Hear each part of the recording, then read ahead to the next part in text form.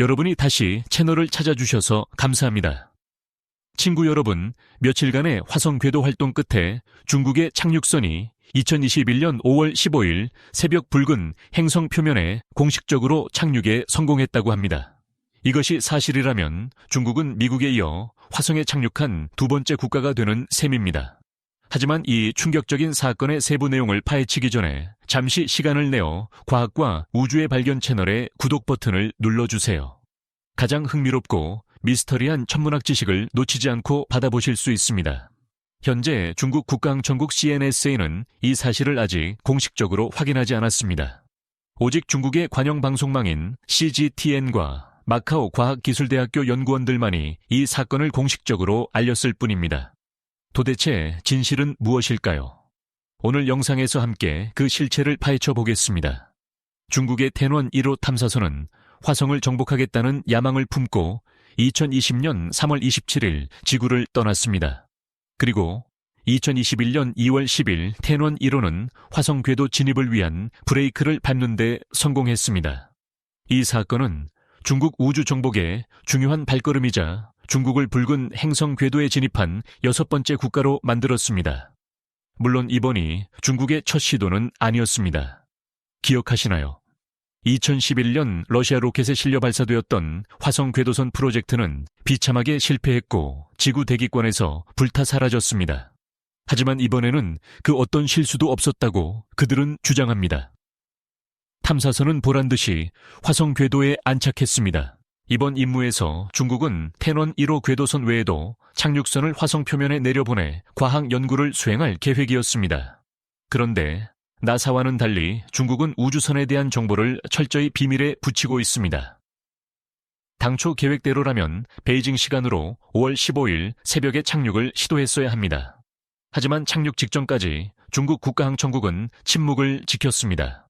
생중계도 없었고 공식 발표도 없었습니다.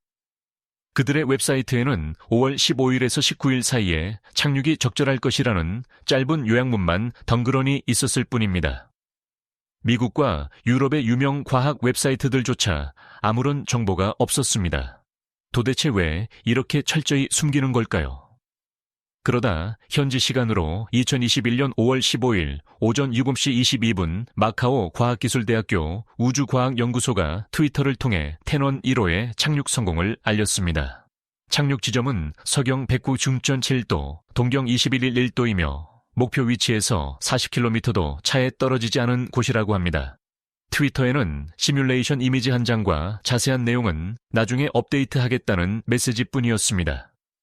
사건에 대한 모든 정보가 고작 이것뿐이라니 중국 측은 아직 어떠한 논평도 내놓지 않고 있습니다. 만약 이것이 사실이라면 중국은 미국에 이어 화성 표면에 착륙한 두 번째 국가가 된 것입니다. 마카오 과학기술대학교에 공식 트위터 알림이 있으니 일단은 사실이라고 믿어보겠습니다. 과학자들의 계산에 따르면 화성 궤도를 3개월 넘게 돌던 착륙선은 궤도선에서 분리되어 착륙을 시작했을 것입니다. 나사가 했던 것과 유사하게 궤도선과 로봇이 착륙을 시도했을 겁니다. 열차 폐막이 우주선을 보호하고 대기권 진입 시 고온을 견딘 후 낙하산을 펼치고 추진 엔진을 점화해 로봇을 계획된 지점에 내려놓았을 것입니다. 나사 로봇이 겪었던 공포에 7분과 별반 다르지 않은 시나리오입니다. 중국의 착륙선 이름은 주룽으로 중국 신화 속 불의 신의 이름을 땄습니다. 실제 모습을 보면 6개의 바퀴가 달려있고 태양 전지판을 갖추고 있어 나사의 퍼서비어런스 로봇과 놀라울 정도로 닮아 있습니다. 착륙 후 탐사 로봇은 착륙선을 떠나 경사로를 타고 화성 표면으로 내려갈 것입니다. 그리고 화성일 기준으로 최소 90일, 지구 시간으로는 93일 동안 활동할 계획입니다. 이 로봇의 임무는 화성 표면 성분을 연구하고 얼음의 흔적을 찾는 것입니다. 착륙 지점은 1976년 나사의 바이킹 2호가 임무를 마쳤던 바로 그 평원입니다. 중국 측 정보에 따르면 주룽에는 파노라마 카메라 2대와 지하 투과 레이더, 그리고 자기장 탐지기 등 6개의 과학 장비가 탑재되어 있습니다. 또한 화성의 암석에 레이저를 쏘아 구성 성분을 분석할 수 있는 장비와 화성 대기를 연구할 기상과학 도구도 있다고 합니다. 이와 동시에 화성 궤도에서는 텐원 1호가 중계국 역할을 하며 지구의 과학자들이 착륙선을 제어할 수 있도록 돕습니다. 텐원 1호는 화성일 기준으로 최소 1년 지구 시간으로 687일 동안 궤도에서 활동할 예정이며 이후 임무가 연장될 수도 있습니다. 착륙선의 운용 방식이나 디자인 착륙 과정을 보면 중국의 주lum은 나사의 로봇들과 상당히 흡사하다는 지적이 많습니다. 바퀴가 6개인 점과 착륙 과정이 유사한 점, 그리고 탑재된 장비들이 비슷하다는 점까지 말입니다. 여러분은 어떻게 생각하시나요? 이것이 단순한 우연일까요? 댓글로 여러분의 의견을 남겨주세요. 어쨌든 착륙에 성공함으로써 중국은 미국에 이어 두 번째로 화성 착륙에 성공한 국가가 되었습니다. 미국은 이미 5번이나 성공했습니다.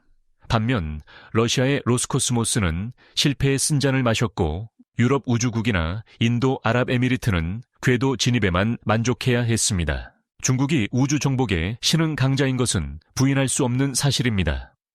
최근 몇 년간 달에 착륙선 2기를 보내고 달 샘플을 가져왔으며 이제는 화성 착륙까지 성공했습니다.